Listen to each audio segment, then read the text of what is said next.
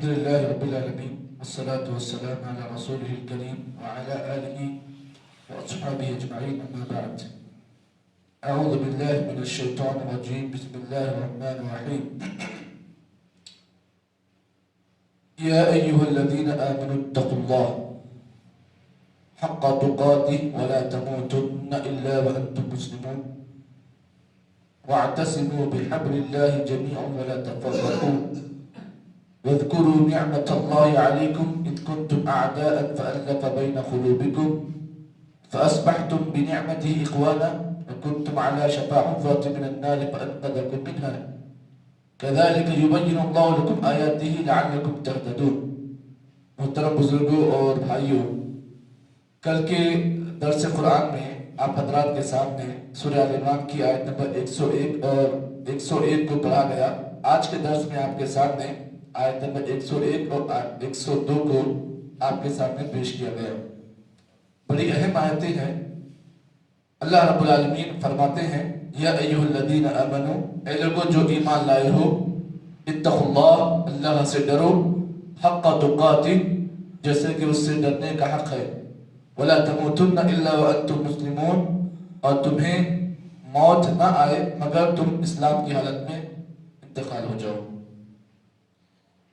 کل کے درس میں اس آیت کے سلسلے میں کچھ باتیں آپ کے سامنے پیش کی گئی. سوال یہ پیدا ہوا، ہم نے کل درس میں اس آیت کو پیش کیا، ہمارے دلوں پر اس آیت کا اثر کتنا ہوا اس کو دیکھیں، اور امام الانبیاء محمد عربی صلی اللہ علیہ وسلم کے دل پر اس آیت کا اثر کیا تھا اس کو بھی دیکھیں. کیونکہ اللہ کے نبی بھی ہماری طرح انسان تھے، آپ کے پاس بھی بیوی تھی، بچے تھے، اور آپ کے بھی اپنے مصروفیات تھے، لیکن نبی اکرم صلی اللہ علیہ وسلم کا اثر اس آیت کے اوپر کتنا ہوا اور ہمارا اثر اس آیت پر کتنا ہوا اس کو جانچنے کی ضرورت ہے. ہم نے اس آیت کو بڑا معمولی سمجھا، لیکن اللہ کے نبی صلی اللہ علیہ وسلم نے اس آیت کو اپنے اوپر بہت گہرا سمجھا. آئیے اس کا اندازہ میں آپ کے سامنے ایسے ہی نہیں کر رہا ہوں، بلکہ اس آیت کا اندازہ لگانے کے لیے ہمیں اللہ کے نبی کی حدیث کی طرف جانا ہوگا، جس کو حضرت جابر بن عبداللہ رضی اللہ تعالیٰ عنہ نے روایت کیا. فرماتے ہیں کہ نبی اکرم صلی اللہ علیہ وسلم ایک مرتبہ خانہ کعبہ میں تشریف فرما تھے. کعبہ جہاں پر لوگ طواف کرتے ہیں، حج وغیرہ کرتے ہیں، نبی صلی اللہ علیہ وسلم خانہ کعبہ کے پاس بیٹھے ہوئے تھے. آپ نے دیکھا کہ لوگ کعبۃ اللہ کا طواف کر رہے ہیں. اللہ کے نبی صلی اللہ علیہ وسلم کے زبان سے یہ آیت نکلی، یا ایھا الذین آمنوا اتقوا اللہ حق تقاتہ ولا تموتن الا وانتم مسلمون. جابر بن عبداللہ کہتے ہیں نبی صلی اللہ علیہ وسلم نے خانہ کعبہ میں اس آیت کو پڑھا، اور پڑھنے کے بعد اللہ کے نبی صلی اللہ علیہ وسلم کے اوپر اس آیت کا اثر یہ ہوا کہ نبی اکرم صلی اللہ علیہ وسلم نے فرمایا، لوگوں اگر جس آدمی کے لیے اللہ رب العالمین نے جہنم کو اللہ نے اس کے مقدر میں لکھ دیا، جس کا عذاب بڑا خطرناک ہے، اور جانتے ہیں جہنم کے عذاب جس کو ملے گا اللہ تعالیٰ اس کو روزی کے طور پر، کھانے کے طور پر صرف دو چیزیں دے گا. ایک تو ان شجرۃ الزقوم طعام الاثیم کالمہل یغلی فی البطون. آج دنیا میں ہم اچھی غذا کھا رہے ہیں، مزے کے نام پر بریانی وغیرہ سب کھا رہے ہیں، لیکن سوچو اگر اللہ نہ کرے ہمارے مقدر میں اللہ نے اگر جہنم کو لکھ دیا تو پھر وہاں پر آپ کو غذا کے طور پر صرف دو ہی آئٹم دی جائیں گے، تیسرا آئٹم نہیں ہوگا. یا تو زقوم کا درخت ہوگا، یا نہیں تو گرم گرم ایسا کھولتا ہوا پانی جو تیل کی تلچھٹ سے بھی خطرناک ہوگا. یعنی ایسا کھولتا ہوا پانی ہوگا، اگر آپ کے منہ کے سامنے اگر لا دیا جائے اس گرم پانی کو تو آپ کے چہرے کی جلد جو ہے وہ پانی آپ کے چہرے کی جلد کو کھینچ لے گا. اتنا کیا بولتے ہیں آپ، اتنا دہشتناک وہ پانی ہوگا جس کا کھولنے کا انداز یہ ہوگا. اب سوچئے اللہ کے نبی صلی اللہ علیہ وسلم خانہ کعبہ میں یہ آیت پڑھ رہے ہیں. نبی اکرم صلی اللہ علیہ وسلم نے لوگوں کو ڈرانے کے لیے اللہ کا ڈر کیسا ہونا چاہیے، آپ نے اس آیت کو پڑھا اور فرمایا لوگوں اس بات کو جان لو، لو ان شجرۃ الزقوم، اگر اللہ تعالیٰ زقوم جو درخت ہے، اگر اللہ تعالیٰ اس کا ایک قطرہ، ایک ڈراپ اگر زمین پر اللہ گرا دے، سن لیجیے اچھی طرح، ایک ایک لفظ کو کھول کر بیان کر رہا ہوں. نبی نے فرمایا اگر اللہ تعالیٰ اس زقوم درخت کے ایک ڈراپ کو اگر زمین پر گرا دے تو زمین کا حال یہ ہوگا کہ اس کی بدبو کی وجہ سے لوگوں کا جینا مشکل ہو جائے گا. اتنا خطرناک درخت کہ اگر ایک قطرہ زمین پر ڈال دیا جائے تو ساری زمین والوں کا جینا مشکل ہو جائے گا. یعنی اتنے بدبودار وہ درخت ہے, ایک قطرہ گرنے پر یہ حال ہے. اب اللہ نے فرمایا کہ جس آدمی کی زندگی میں اللہ تعالیٰ نے اس کی صبح و شام اس غذا کو اللہ لکھ دیا, اب سوچو اس انسان کا حال کیا ہوگا جس کی صبح بھی غذا کے طور پر یہی دی جائے گی اور جس کی شام میں غذا کے طور پر یہی چیز دی جائے گی. سوچو جس آدمی کا کھانا پینا زقوم کا درخت ہوگا, اب اس انسان کی زندگی کا حال کیا ہوگا. ایک بار اس منظر کو اپنے سامنے لائے. مانتے ہیں نا جہنم ہے, جنت ہے, مانتے ہیں نا عذابات ہیں, مانتے ہیں نا, اس کو طبیعت ہماری ماننا چاہیے. اگر نہیں مانیں گے تو پھر ہمارا ایمان جی صحیح نہیں ہے نا. تو پھر یہ چیز تو ملنے والی ہے, جہنم تو ہے, جنت بھی ہے اور ان کے عذابات بھی ہیں. اب سوچو کہ ہر 1000 میں سے اللہ تعالیٰ کے پاس ایک دستور ہے, اس کو یاد رکھیں. ہر 1000 میں سے 999 جہنمی ہے, ایک جنتی ہے.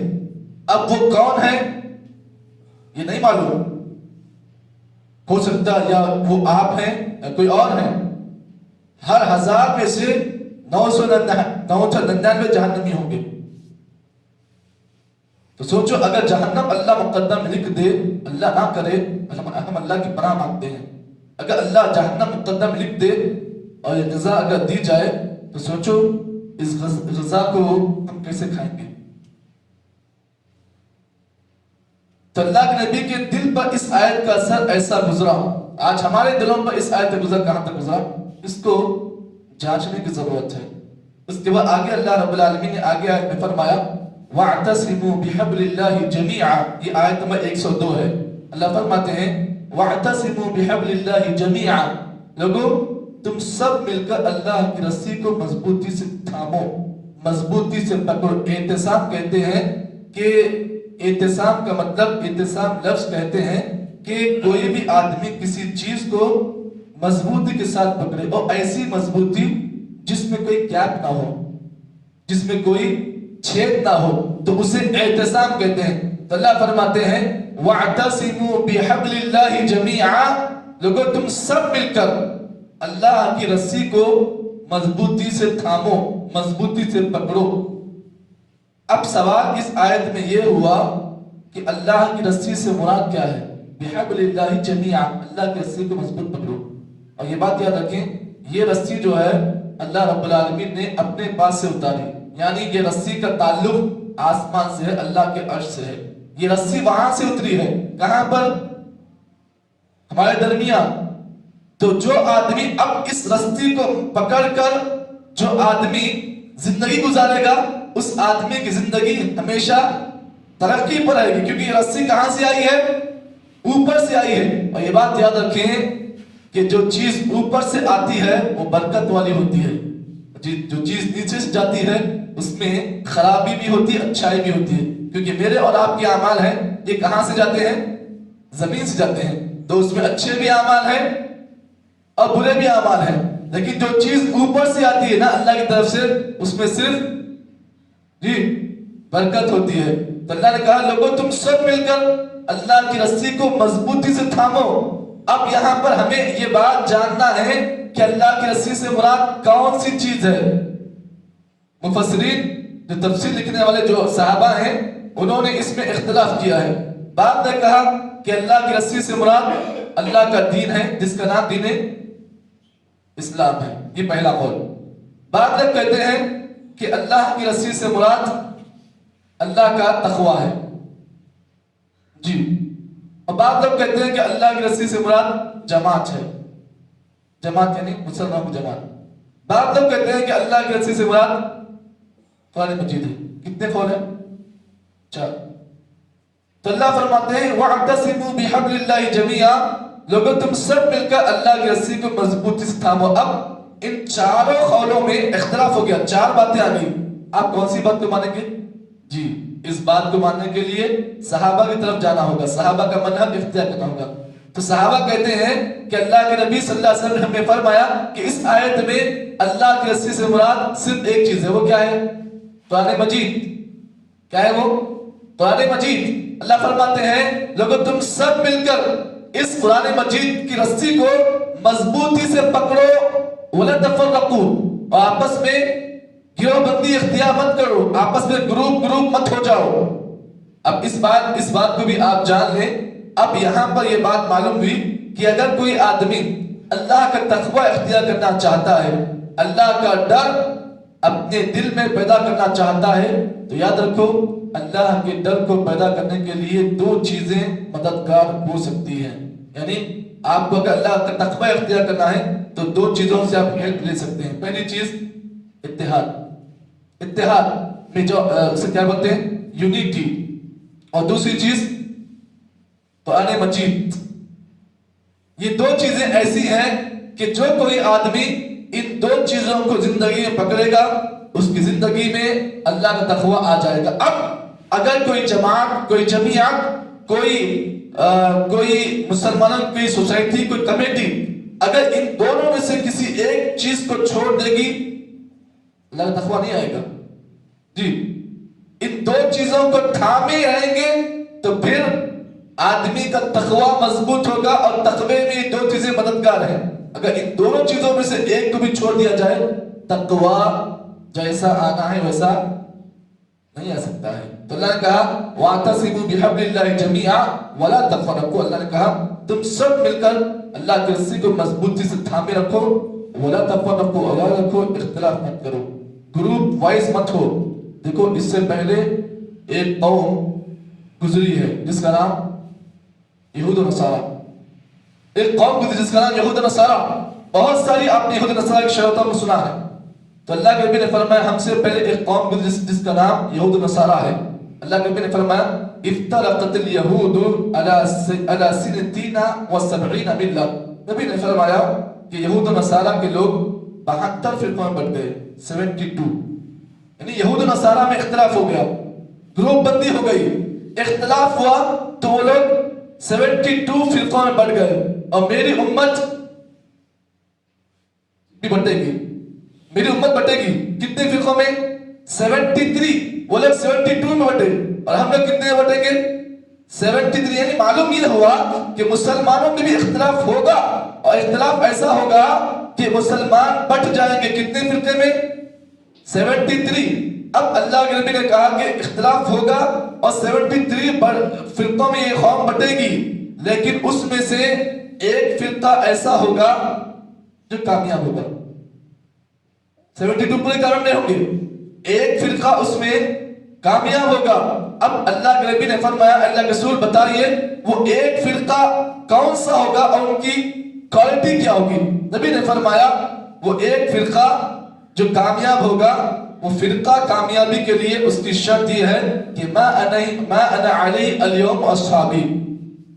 فرقے کی کامیابی کے لیے بنیادی شرط یہ ہوگی کہ جو فرقہ اللہ کے رسول صلی اللہ علیہ وسلم اور صحابہ کے منہج پر ہوگا وہی فرقہ کامیاب ہوگا۔ پتہ یہ چلا کہ کامیابی کے لیے، فرقے کی کامیابی کے لیے، اور جو فرقہ کامیابی ہے اس کی نشانی یہ ہے کہ وہ فرقہ اللہ کے رسول کی اطاعت کرے گا اور صحابہ کے منہج کو فالو کرے گا۔ اب اس سے ہٹ کر بقیہ جو 72 فرقے ہیں سب کے سب جہنمی ہیں۔ یہ بات بھی یاد رکھیں، ان فرقوں کے بعد ہی قیامت آئے گی۔ یہ فرقے ابھی بھی چل رہے ہیں، جب تک پورے 72 مکمل نہیں ہوں گے قیامت نہیں آئے گی۔ یاد رکھیں آج مسلم قوم میں بہت سارے فرقے ہیں، بہت سارے فرقے، نئے نئے فرقے ہیں۔ جب تک یہ فرقے 72 یا 73 نہیں ہو جائیں گے قیامت نہیں آئے گی۔ ایک فرقہ کامیاب ہونے والا ہے، اور اس فرقے کی کامیابی کی لیے شرط یہ ہے کہ جس فرقے کا منہج، جن کا عمل اللہ کے رسول اور صحابہ کے منہج پر ہوگا وہی فرقہ کامیاب ہے۔ تو اس آیت میں اللہ نے فرمایا وَاعْتَصِمُوا بِحَبْلِ اللَّهِ جَمِيعًا وَلَا تَفَرَّقُوا، لوگوں तुम सब मिलकर अल्लाह की रस्सी को मजबूती से पकड़ो, आपस में इख्तिलाफ बाजी ग्रुप बाजी मत इख्तियार करो। आगे आयत में अल्लाह ने और भी बातें बयान की। इंशाल्लाह कल के दर्स में उन आयतों की मज़ीद तफसील आपके सामने पेश की जाएगी। अल्लाह से दुआ है कि अल्लाह ताला मुझको और आपको जितनी बातें इन आयतों की रोशनी में पेश की गई हैं, अल्लाह सबसे पहले कहने वाले को बाद में सुनने वालों को अल्लाह ताला अमल की तौफीक अता फरमाए। सुभान अल्लाह बिहम्दिही, सुभानकल्लाहुम्मा बिहम्दिक, नशहदु अन ला इलाहा इल्ला अंत, नस्तगफिरुका व नतूबु इलैक।